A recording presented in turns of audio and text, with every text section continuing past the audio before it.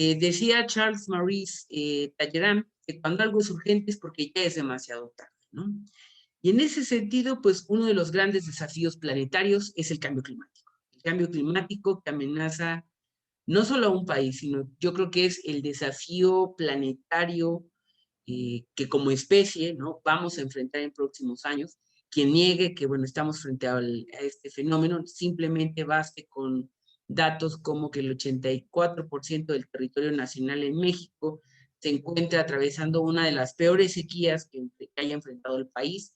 El Valle de México, una de las, diera unos meses de vivir el tan temido día cero, justamente, ¿no? El día en que no haya agua, y justo es por las malas prácticas o por mantener ciertos paradigmas en la gestión hídrica, en la gestión del desarrollo urbano, que nos han rebasado y que sin duda alguna nos obligan a repensar el territorio y a repensar las estrategias del diseño de las ciudades. Aquí, pues, una imagen que ya es habitual de esta última década, ¿no? Tres huracanes categoría 5 sobre el Océano Pacífico. Por fortuna, salvo las islas de Hawái, no hay tierra cerca de estos ciclones y que además ninguno, como se ve en la imagen, bueno, aparentemente iba a pasar sobre las islas de Hawái. Por alguna extraña dinámica de la naturaleza, estos huracanes rodearon el archipiélago de Hawái, pero indudablemente si hubieran azotado las islas, presumiblemente hoy por hoy tendrían los peores desastres, puesto que los tres huracanes Kilo, Ignacio y Jimena eran categoría 5 en ese momento, con una diferencia de horas. La otra que no quiero dejar pasar, bueno, seguramente ya lo han visto en las noticias, no es hoy el gran escándalo mediático a nivel nacional y que tendrá ya todo un proceso de politización sobre quiénes son los responsables de esta tragedia que hoy vive la Ciudad de México ante el colapso de la infraestructura en una de las líneas del metro, la más nueva, la más llena de observaciones, la más custodiada por prácticas de corrupción y no quise dejar pasar la ocasión, no para hacer de esto un circo político como ya se estaba ocurriendo, sino para señalar algo que me parece sumamente grave e importante de recalcar. Las prácticas de corrupción, más allá del enriquecimiento ilícito de personas, del quebranto al erario público y de ciertas obras caprichosas como esta propia línea del metro de visibilizar una obra faraónica, una obra pública como la gran obra pública del sexenio, a costa de los riesgos estructurales que implicaba construir una línea del metro elevada, férrea, sobre un suelo lacustre, fangoso, que indudablemente en tiempos sísmicos iba a tener grandes repercusiones como las que vivió la línea en el 2017. Y esto es solo una prueba más de esa complicidad y que además es importante señalar que esta corrupción que cada vez está más evidente en las políticas está costando vidas. Y eso es algo fundamental por reconocer y visibilizar que en nombre de la ética y del bien común deberíamos de cuestionar el tipo de prácticas que hay alrededor de estos proyectos. Finalmente, también contextualizar que esta corrupción acompaña estas grandes desigualdades estructurales, ¿no? Podríamos mencionar al menos 5 grandes desigualdades expresadas como brechas en el territorio, ¿no? Brechas en el territorio, en la sociedad, en sus distintos estratos sociales, unas brechas que son del orden social, que tienen que ver con el acceso, justo con la última, alimenta de los DESCA, de los derechos económicos, sociales, culturales y ambientales. ¿Y por qué particularmente los DESCA? Bueno, porque aquí encontramos el derecho al medio ambiente, el derecho a la vivienda, el derecho llave que es el derecho a la ciudad, como un derecho que finalmente al garantizarse nos permite garantizar el acceso de otros derechos a las personas, como es el derecho al agua, a un ambiente limpio y sano, por ejemplo. Brechas digitales, justamente la pandemia lo ratifica en ese sentido, ¿no? Las enormes brechas de quienes están conectados o no a la red de Internet, quienes pueden estar en espacios de diálogo y de reflexión virtuales. Las brechas económicas, ¿no? En donde solo por dar un dato, durante la pandemia, las 1,000 personas con más de 1,000 millones de dólares en América Latina vieron incrementar en 300 millones de dólares diarios su fortuna, aún con todo el proceso de la contingencia sanitaria y las distintas estrategias de confinamiento alrededor de América Latina. La riqueza de los más ricos siguió creciendo, mientras que la pobreza de los amplios sectores de las sociedades latinoamericanas vieron precarizar su vida ante el paro que implicó la pandemia de COVID-2019 desde marzo del año pasado, que aún hoy pues continúa. Y el tema de las brechas territoriales, ¿no? Es decir, quizás los territorios tienen ciertas ventajas o desventajas por su propia orografía, por la propia distribución de climas, de precipitaciones pluviales, de vientos, pero a ello habría que sumar los impactos que ya hay en el territorio por la intervención humana, ¿no? El caso del Valle de México es paradigmático porque, bueno, pues construimos una ciudad sobre un espejo de agua, luego durante la era colonial, se decide desecar este lago en un viejo, ¿no? Con una alta sismicidad. O lo que ocurre allá en la península de Yucatán, en Cancún, Islas Mujeres, por ejemplo, ¿no? Que la enorme urbanización está comiendo la selva y la selva peninsular y que en el caso también de Mérida, bueno, esto ha ocasionado que haya un repunte de la temperatura de 5 grados, justo por no comprender ciertas políticas del desarrollo urbano que tienen que ver con el entorno ambiental o el entorno sobre el cual se desarrollan nuestras ciudades. Esto nos lleva a que, bueno, que puede ser la viva imagen de cualquier latinoamericana y buena parte de las ciudades enormes desigualdades,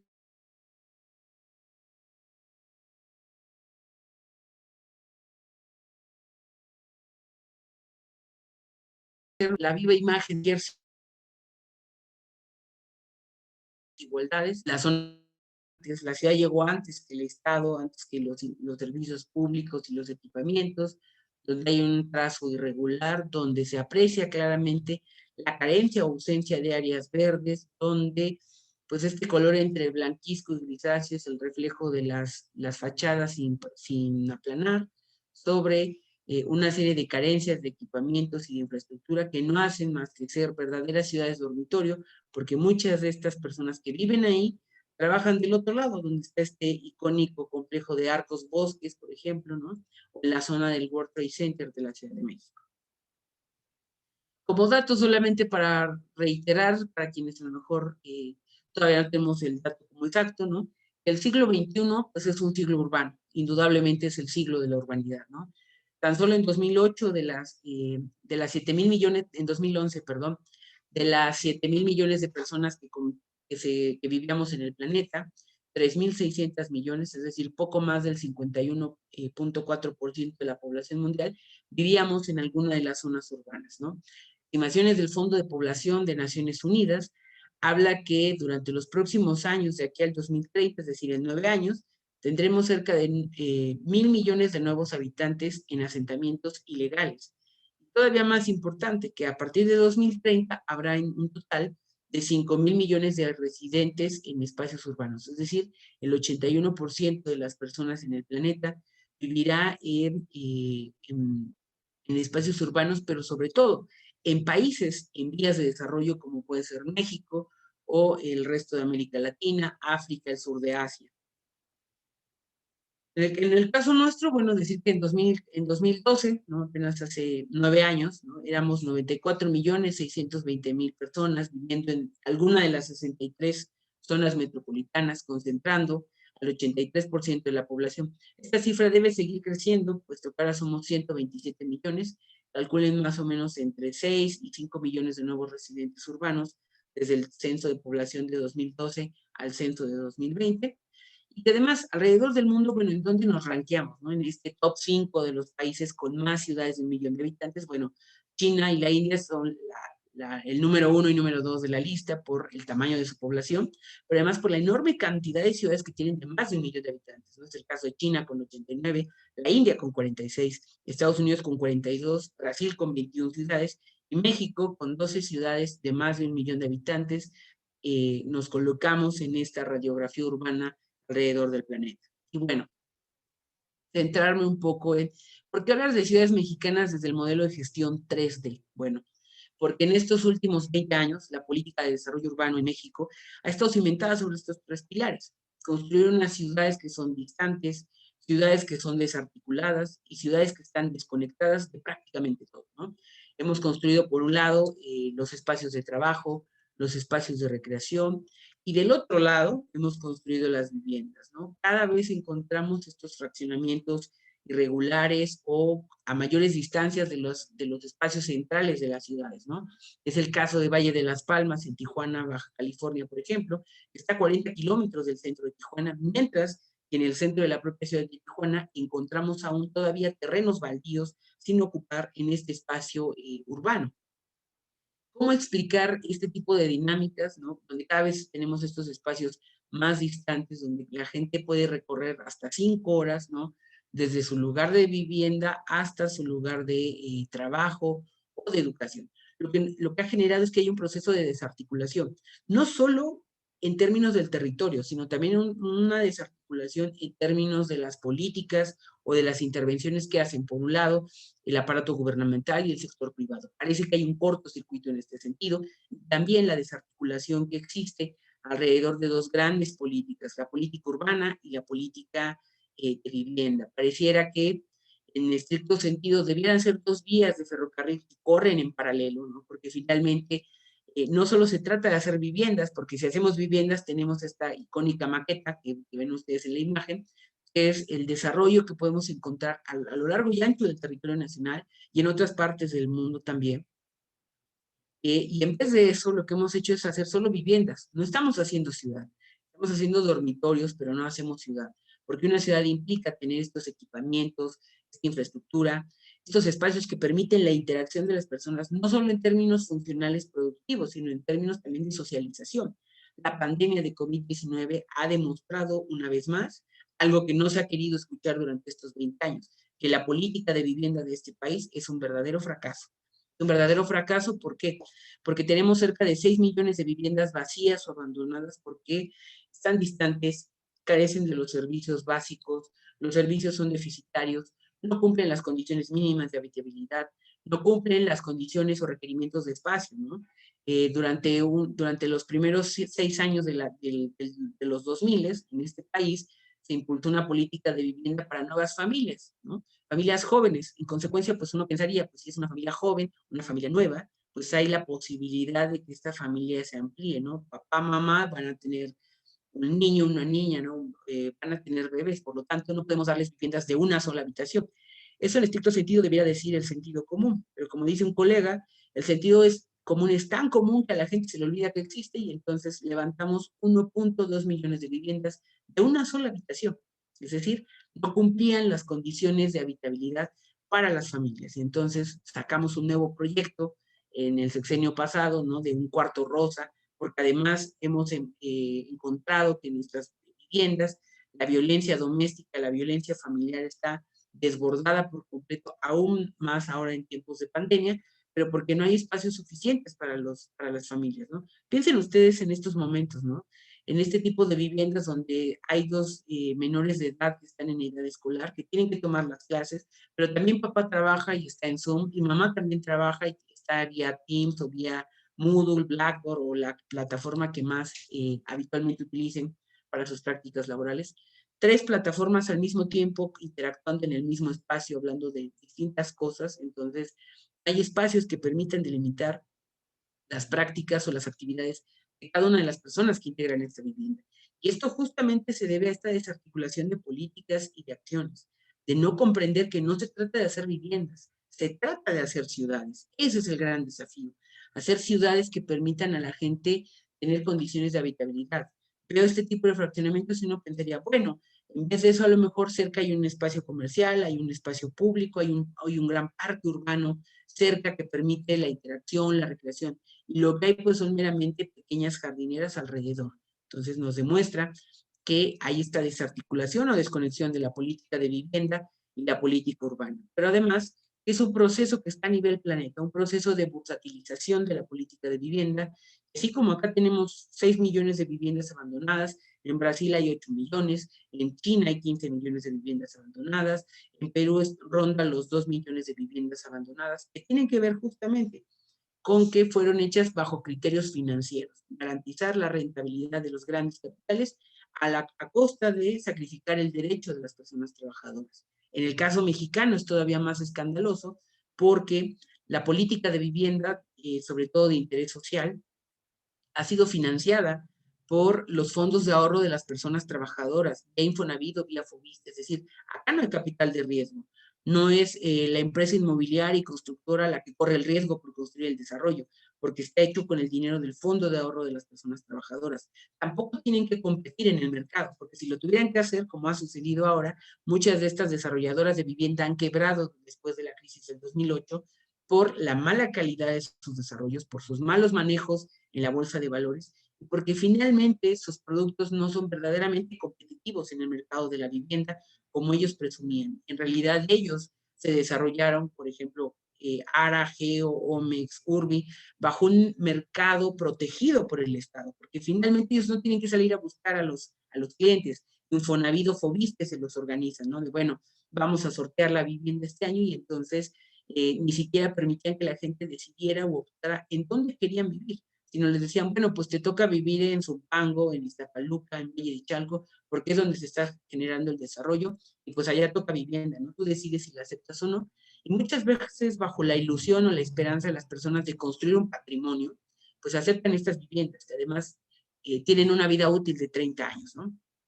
Entonces, tenemos estas viviendas que están desconectadas de la realidad, desconectadas de las necesidades de las personas, desconectadas de la ciudad, y al final del día, uno se pregunta esta contradicción. 6 millones de viviendas abandonadas cuando hay un requerimiento de 1.8 millones de viviendas anualmente. Aquí algo hace cortocircuito y tiene que ver justamente porque la política de vivienda ha quedado olvidada, ha quedado totalmente relegada al capital inmobiliario. No hay política urbana en la cual dirige el Estado de decir, bueno, si vamos a desarrollarlo, antes de desarrollar, construyamos los equipamientos, la infraestructura, la conectividad, hagamos el centro urbano, hagamos espacios públicos de recreación, hagamos un parque urbano, permitamos que haya actividades productivas en la zona para que esto no se vuelva una ciudad dormitorio, donde la gente pues trabaja a kilómetros y además genera procesos de inseguridad, porque además, pues como no vive nadie en ese momento, o son muy pocas las personas que quedan en el fraccionamiento, queda a la deriva o permite que sea más vulnerable a estos procesos de inseguridad. La otra parte también, con consecuencia, conforme la gente va abandonando los fraccionamientos, cada vez quedan menos personas en los fraccionamientos y en consecuencia, pues las pandillas o se vuelven espacios de inseguridad para quienes permanecen en estos espacios. Ahora, un tema que es toral es la gestión hídrica del agua, ¿no? La gestión hídrica de las ciudades, el manejo del vital líquido, que en el caso de la Ciudad de México, bueno, no se ha modificado en estos últimos 500 años, ¿no? Por lo menos si contamos desde la caída de México Tenochtitlán en 1521 y hasta este 2021, son cerca de 500 años en donde el paradigma de la gestión hídrica no se ha modificado, ha sido el mismo. Sacar el agua de lluvia del Valle de México y para el consumo humano cada vez tenemos el agua de más lejos a través de este sistema Cutzamala, que por cierto, en realidad no es la fuente central de agua para el Valle de México. La fuente central de agua del Valle de México son los pozos profundos del acuífero que está sumamente sobreexplotado. El Cutzamala solo aporta 30% de suministro de agua potable, que en realidad lo que aporta al sistema de aguas de la ciudad es presión para que el agua pueda llegar a la mayor parte de la ciudad. Casualmente, ese 30% es el mismo 30% que pierde el sistema de agua potable de la Ciudad de México por fugas.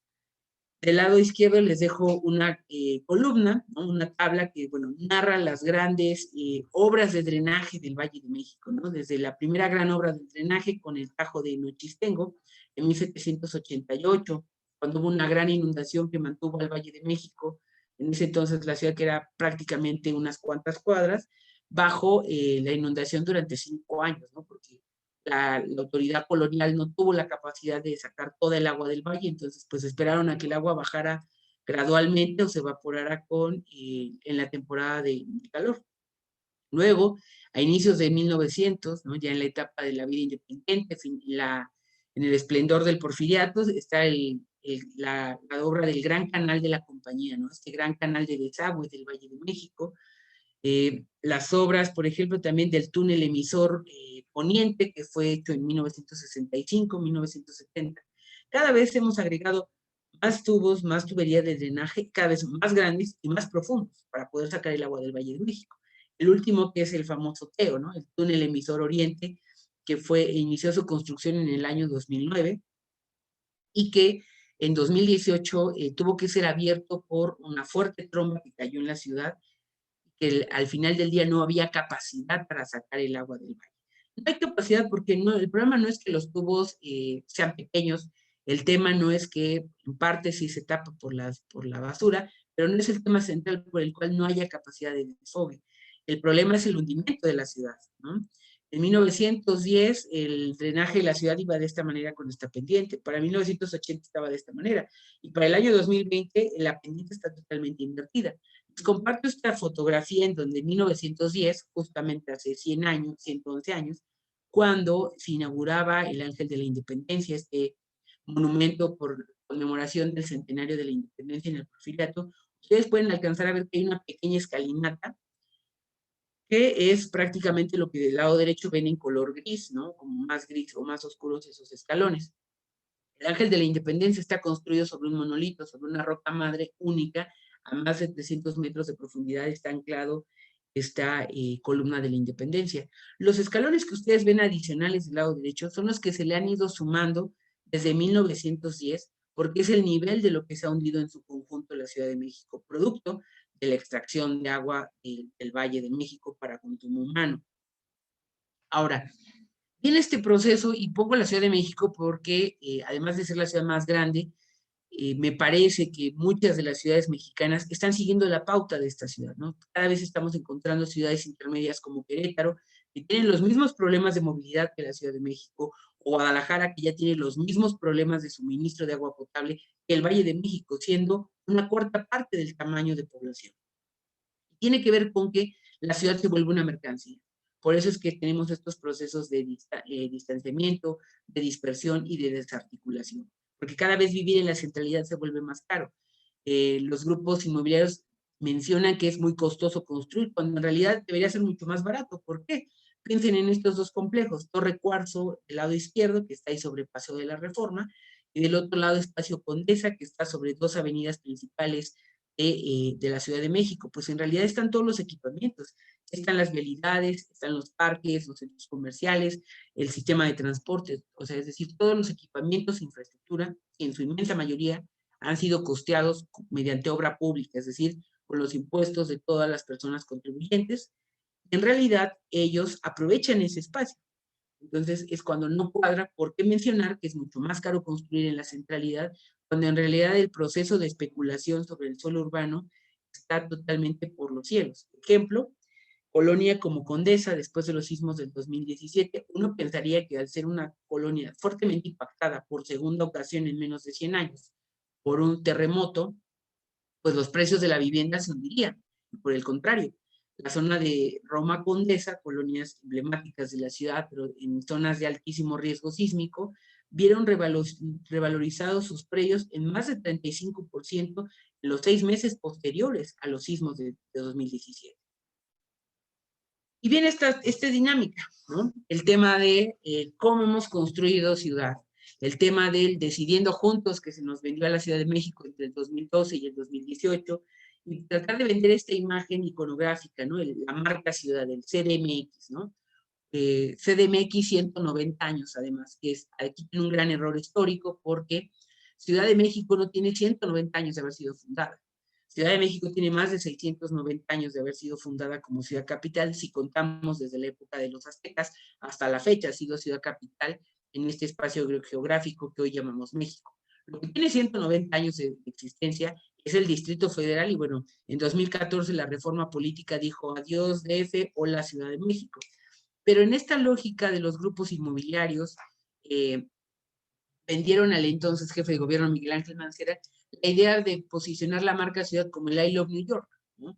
Claro está que hay una gran y enorme diferencia, que es el I Love New York nació de la propia sociedad civil neoyorquina que durante la crisis del fiscal del ayuntamiento en 1970-71, cuando se declara en bancarrota, la gente dice, bueno, hay que recuperar el orgullo de ser neoyorquinos, hay que recuperar el sentimiento y la bondad de vivir en una ciudad como Nueva York, y entonces recuperan todo este proceso de de arraigo a la ciudad y que además se traduce en políticas de renovación y de recuperación del rescate del metro. Después vendrá Rudolf Giuliani con esta política de cero tolerancia, pero que forma parte de la construcción iconográfica del I Love New York alrededor del mundo, ¿no? Bueno, pues acá se quiso hacer un poco lo mismo a través de esta lógica de CDMX, ¿no? Con este color rosa mexicano, que además, dicho sea de paso, este logotipo CDMX, ¿no? Está patentado, está en el Instituto Mexicano de la Propiedad Industrial, tiene patente, ¿no?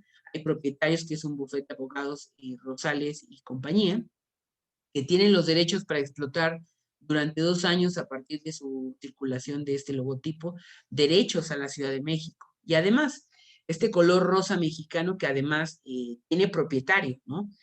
Tiene un propietario que es este Ramón Valdiosera, que es un diseñador, tiene los derechos de propiedad. Entonces, cada que utilizábamos este rosa mexicano en el sexenio pasado, en toda la correspondencia, en los aviones, en los cruceros, implicaba un pago de regalías por este color rosa mexicano. Incluso, por eso es tan costoso en estos momentos igualar la cromática de los taxis de la Ciudad de México, porque este rosa mexicano está patentado y hay que pagar por el uso de este color. Ahora, ¿qué es lo que ha sucedido? Bueno, ¿cómo podríamos corregir? Ya hemos hablado un poco del diagnóstico o de las situaciones que se viven en las ciudades mexicanas. ¿Cómo podríamos corregir esta dinámica? Bueno, de ciudades distantes, dispersas y desarticuladas por ciudades cohesionadas, resilientes, pero sobre todo ciudades habitables, ciudades vivibles, ¿no? Una es esta visión del sistema de captación de plusvalías, ¿no? Que bueno, ya que le pongo de título La izquierda trasnochada, porque bueno, el partido Morena en ese momento, en el 2014, 2017, ¿no? En la Ciudad de México, echaron abajo el sistema de captación de plusvalía pensando que era un instrumento financiero del capitalismo neoliberal, cuando en realidad es totalmente lo contrario, es un mecanismo de redistribución de la riqueza de la renta urbana a través de este impuesto especial sobre la sobreganancia que los grupos inmobiliarios obtienen al construir en distintos espacios de las ciudades. Se vendía que, bueno, se podría colapsar el mercado inmobiliario, era la amenaza de algunos grupos como Forbes y compañía, ¿no? De insaciables, iban contra la plusvalía, el tema de que, bueno, había unos trasnochados comunistas que querían expropiar la propiedad privada, cosa totalmente alejada. Lo que se buscaba finalmente era la redistribución de la riqueza, ¿no? Piensen ustedes cuánto valor agregado hay en un edificio de 30 niveles, ¿no? Donde cada departamento puede costar entre 10 y 11 millones de pesos, en un espacio que en realidad pues ya lo tiene todo, porque ya está la infraestructura, están las banquetas, está el cableado eléctrico, está el agua potable, están los parques, hospitales, escuelas. Y además esa es la publicidad que venden muchos de los conjuntos o desarrolladores. Lo que venden no es su edificio, lo que venden es su ubicación, y su ubicación está en función de los equipamientos y las infraestructuras que fueron costeadas con el erario público. Entonces, de esta manera, se le trataba de enseñar a la gente que el problema no es que la gente tuviera una casita de 2 pisos, ¿no? Bueno, sigues pagando el impuesto predial por tu casa de 2 pisos.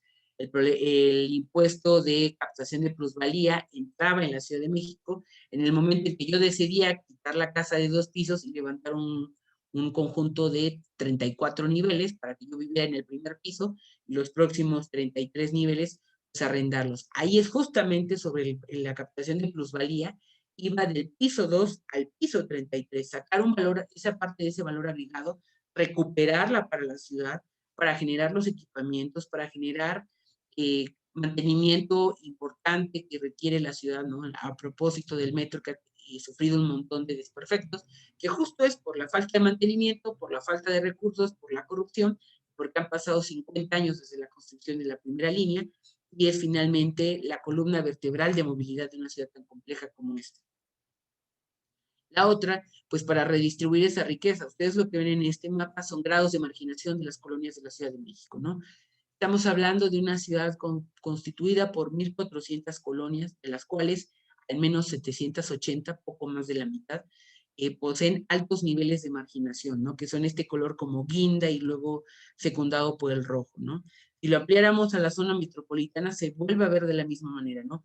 Un centro rico y próspero, como por ejemplo es la alcaldía Benito Juárez, ¿no? que se extiende hacia la histórica ciudad central, Benito Juárez, Cuauhtémoc, Miguel Hidalgo. Es la zona próspera, rica, consolidada, rodeada de una semiperiferia, ¿no?, que va aumentando en sus grados de marginación conforme nos vamos alejando del centro. ¿Para qué? Para que, bueno, la gente considera que esto es demasiado comunista, que es un abuso a la propiedad privada, pero en realidad esta ciudad icónica que nos fascina a muchísimas personas, ¿no?, que es la ciudad de París, la ciudad de las luces, fue construida por el barón Van Haussmann, ¿no?, justamente bajo mecanismos de captación de plusvalía. Y aún hoy, esos mecanismos de captación de plusvalía que deja, pues, el turismo, ¿no?, y el arrendamiento para todo el servicio turístico, le permite darle mantenimiento a todos los espacios emblemáticos como el Arco del Triunfo, Notre Dame, los principales bulevares como Campos Elíseos, que finalmente cuesta muchísimo dinero mantenerlo. Se hace gracias a este mecanismo de captación de plusvalía. Y no solo eso, gracias a ese mecanismo de captación de plusvalía, en plena crisis financiera del 2008-2009, el Ayuntamiento de París empezó un desafío que fue comprar ciertos predios que estaban baldíos dentro de París, para construir vivienda de interés social y traer gente del Gran París, de la periferia, a las zonas centrales. ¿Para qué? Por un lado, repoblar el espacio central, garantizar el derecho a la vivienda, el derecho a la ciudad, darle un poco de mixtura social, es decir, de mezcla de estratos sociales, y por lo menos hacer un poco de justicia espacial para evitar que las personas trabajadoras de París tengan que recorrer 3 horas diarias para poder trabajar en el centro de París. Qué mejor si ya trabajan en el centro de París, que vivan en el peor de los escenarios, a unas cuantas cuadras del centro de París. Eso podría aplicar a lo que sucede ahora, por ejemplo, en Paseo de la Reforma, con este conjunto llamado Reforma Colón, ¿no? La torre más chica tiene 35 pisos, luego 40, 50 y 64 niveles. Además, hay un desafío ahí de la ingeniería que uno dice, bueno, ojalá realmente haya esa seguridad estructural, porque es una zona altísimamente sísmica, ¿no?, esta Ciudad de México, y más este espacio donde se pretende construir. Pero lo que quiero traer a colación con este caso es que ahí donde se va a construir resulta que estaba el edificio del Instituto de la Vivienda de la Ciudad de México, del INVI, ¿no? El INVI fue hecho desde la óptica de los movimientos sociales para garantizar el derecho a la vivienda de los sectores populares. Y entonces hay un proceso de segregación socioterritorial que desde la propia ley de vivienda de la Ciudad de México se empuja, porque para los sectores medios y altos, SEDUBI es la responsable de revisar que efectivamente se cumplan las normas y se garantice ese derecho a la vivienda. Pero si hablamos de los sectores populares que ganan entre 1 y 3 salarios mínimos, que representan el 65% de la población económicamente activa de la Ciudad de México, para ellos tenemos el INE, ¿no? Es decir, hay todo un proceso de segregación, de construir unidades habitacionales, por ejemplo, para sectores populares sin cajones de estacionamiento. ¿Por qué? Y ojo, no es que yo quiera una ciudad de cochistas o que apoye que el automóvil sea el eje central, pero finalmente es una idea preconcebida de garantizar que como son pobres, siempre van a seguir siendo pobres, cuando no se trata de eso. El hecho de que la gente acceda a una vivienda propia le significa un ahorro del 30% en sus ingresos, y ese 30% lo puede destinar justamente para la compra de un automóvil o de otros bienes y servicios. ¿Cuál sería el desafío? Bueno, sería pensar en un sistema de reordenamiento territorial, ¿no? Una visión sobre el territorio, de qué hacemos en el territorio. El territorio no es un lienzo en blanco, hay una serie de condiciones preestablecidas, algunas distorsiones que hemos generado por nuestra propia acción, y en donde hay tres actores esenciales, ¿no? La sociedad, el mercado y el Estado. Del lado del mercado y de la sociedad tendríamos que empujar, por ejemplo, modos de producción y de consumo. Este tema entre costo y bienestar, modelo energético, por ejemplo, ¿no? Cambiar la matriz energética de combustibles fósiles a energías renovables, obligar a que los grupos inmobiliarios tuvieran que desarrollar alumbrado en sus conjuntos bajo energías renovables, energía solar en el caso de la Ciudad de México, eólica donde fuera posible, o incluso, ¿no?, ciertas prácticas de mitigación. Pienso en el caso de un conjunto llamado Mítica, que ya con anterioridad les había yo platicado en febrero. Mítica Ciudad Viva, este conjunto de 64 niveles, ¿no? Bueno, ellos han construido una serie de sistemas para captar el agua de lluvia e inyectarla directamente al acuífero bajo un proceso de potabilización. ¿Por qué no permitir que a lo mejor si vamos a construir estos enormes conjuntos habitacionales, que el problema es de la escala de estos conjuntos mixtos. Hagamos ciudad, hagamos que se conecten con el resto del vecindario, ¿no? Y que no solamente se vea como esta invasión rapaz del capital financiero inmobiliario, sino justamente ya se construyó, bueno, veamos de qué manera las obras de mitigación pueden mejorar al vecindario o al entorno. Ejemplo, eh, apoyar para la construcción de todo un sistema de captación de aguas de lluvias de las casas aledañas, ¿no? Impulsar como política pública la construcción de una red de drenaje pluvial. Oiga, pero pues ¿dónde vamos a poner los tanques de almacenamiento? Bueno, los podemos ir metiendo hacia las zonas de áreas verdes, a las zonas de conservación, que además les permite llevar agua y evitar que haya incendios, o el día que haya un incendio otra vez en el Ajusco, tengamos un tanque de almacenamiento subterráneo del cual poder utilizar esa agua y evitar un incendio, ¿no? La otra es llevar este proceso, ¿no? Para que finalmente podamos volver a inyectar toda esa agua potable, toda esa agua de lluvia hacia el manto freático y poder recuperar el acuífero del Valle de México, ¿no? Tan solo en esta Ciudad de México anualmente llueve el nivel de consumo equivalente de un año de consumo de agua potable de toda la ciudad. Es decir, esa agua la estamos desperdiciando, ¿no? Y aquí como sucede, seguramente sucede en las ciudades costeras de la península, ¿no? Del Caribe mexicano, que finalmente además durante el año solamente tienen 150 días nublados, ¿no? Y las facturas del CFE son carísimas. Bueno, ¿por qué no impulsar estos proyectos, ¿no? Proyectos que cambien estos niveles de consumo del modelo energético e incluso pensar en estas dinámicas de deslocalización y relocalización de ciertas actividades, ¿no? De ciertas dinámicas. Hoy la pandemia lo viene a reconfigurar en ese sentido, ¿no? El home office parece que llega para quedarse. El tema de los procesos de enseñanza-aprendizaje, se dice mucho que ahora la educación va a tener un salto cuántico en donde pues será un poco menú a la carta, ¿no? Uno va a aprender de menú. Hoy te quiero hablar, bueno, quiero un poco más de formología, política pública, diseño urbano, ¿no? Enfoque cualitativo, cuantitativo. Uno ir seleccionando a la carta la currícula que uno quiere estudiar, por ejemplo, ¿no? Por semestre.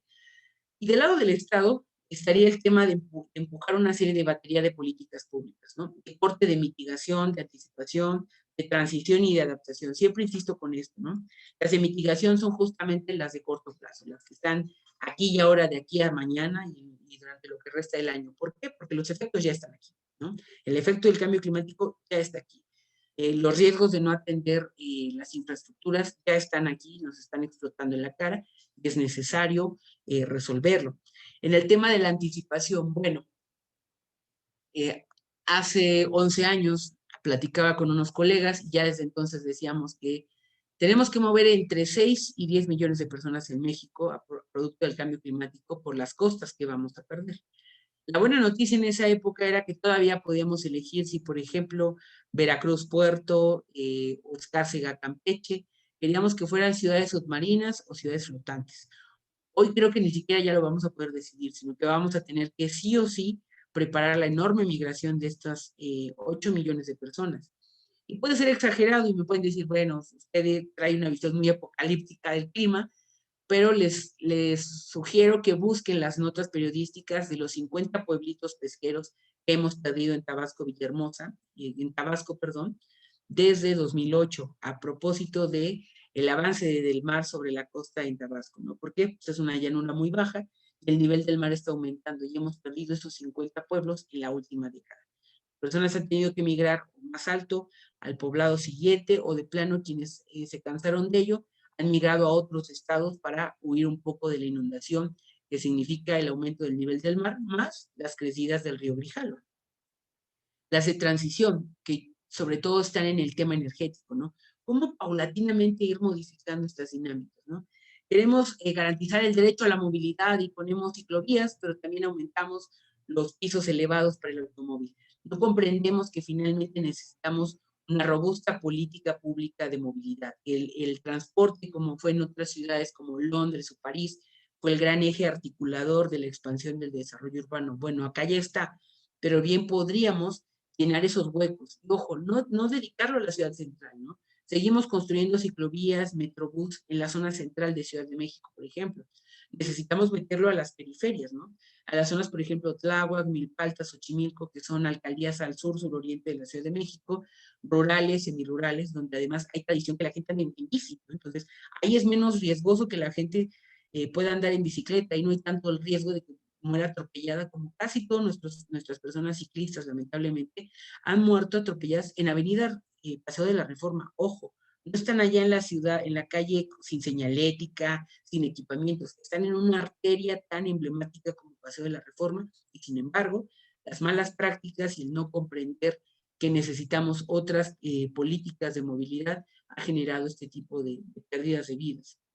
Y las de adaptación, las de finalmente el cambio climático es irreversible, ¿no? Finalmente los sismos van a seguir puesto que vivimos en un planeta vivo, ¿no? Con una dinámica tectónica, y pues por lo tanto hay que adaptarse, ¿no? Adaptarse como, bueno, generemos edificios con mayor resiliencia, cambiemos las formas de construir, cambiemos las políticas de protección civil para garantizar que perdamos la menor cantidad de vidas posibles en esas dinámicas. Y finalmente, para cerrar, que casi me comí la mayor parte del tiempo, pero me gustaría narrar estos puntos, ¿no? Sobre todo para quienes están interesados en hablar o estudian ya esta maestría en ordenamiento territorial, es importante, ¿no? Los temas pendientes de esta agenda urbana que a partir de Hábitat 2016 en Quito, Ecuador, es importante relanzar, ¿no? Que es, bueno, el cambio en las reglas del desarrollo urbano. Necesitamos comprenderlo como un todo, el desarrollo urbano, el ordenamiento territorial y el equilibrio ecológico. La visión y planeación de largo plazo, ¿no? Tanto a nivel urbano y regional. No solamente es yo aquí trazando el corredor, sino hay que ver cómo ese corredor puede articular o desarticular una ciudad en particular. La gestión hídrica de las ciudades. Necesitamos cambiar nuestro paradigma hídrico. No es posible que no sea ley en ciertas ciudades donde llueve por arriba de la media nacional, no haya captación de agua de lluvias. Necesitamos también modificar la relación entre gobernantes y gobernados bajo un mecanismo de corresponsabilidad. Siempre digo, y más ahora en mi práctica también como persona funcionaria pública, que uno como ciudadano puede hacer todo aquello que la ley no prohíbe y entonces el margen de actuación es enorme. Y en cambio, cuando uno es funcionario público, solo puede hacer aquello que la ley permite. Entonces, el espacio de actuación es mucho más acotado. Ojo, eso no exime de tratar de hacer los mayores esfuerzos para realmente cumplir con lo mandatado por la ley y tratar de mejorar las condiciones de vida de las personas. La otra es garantizar las condiciones de habitabilidad. Es decir, no podemos seguir permitiendo que los grupos inmobiliarios desarrollen, bueno, se podrá vivir en una vivienda de 30 metros cuadrados y si hacemos una de 26, si la hacemos de 24, si la hacemos mejor de 20, porque al final del día, pues como la gente trabaja afuera, pues no necesita tanto espacio. Y en tiempos de pandemia, donde la vivienda se vuelve todo, ¿no? Es el hogar, es la fábrica, es la empresa, es el área de gestión de pagos, es la escuela, ¿no? Entonces, es importante tener estos espacios habitables para las personas, ¿no? Ya que si no tenemos infraestructura afuera, por lo menos que la vivienda cumple ese cometido. La transparencia y la rendición de cuentas es fundamental. Yo creo que entre más visibilicemos los procesos, podemos erradicar las prácticas de corrupción, porque ojo, tampoco se trata de los perversos inmobiliarios y el pobre gobierno, o el perverso gobierno y pobres empresarios atados de manos, porque detrás de la corrupción hay unos procesos de oferta y demanda, ¿no? Hay oferentes y demandantes de corrupción de ambos lados, y además hay procesos de complicidad porque ahí donde hay funcionarios públicos pidiendo mordida para aprobar ciertas obras, hay una empresa constructora dispuesta a hacerlo con tal de poder hacer sus desarrollos. Entonces, se inician mecanismos de complicidad. La otra es generar obras de mitigación en materia de desarrollo urbano, ¿no? Pensar que no estamos haciendo solo un edificio, sino que estamos agregándole un valor agregado, le estamos agregando un nuevo conjunto al inventario urbano de la ciudad y en ese sentido también considerar de qué manera podemos contribuir a mejorar el entorno, ¿no? No niego que a lo mejor muchas obras, bueno, benefician en espacios de suelo reciclado, suelo que ha sido degradado o abandonado por muchos años, bueno, cambia la imagen urbana, la gente se acerca, se revive este espacio, se reactivan ciertas actividades económicas, pero hay que ver la forma de interactuarlo, ¿no? Hay que ver la forma de integrarlo al vecindario.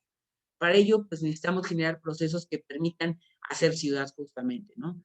Ya vamos a construir este complejo Mítica con más de 21,000 millones de pesos ya invertidos, difícilmente lo van a echar para atrás.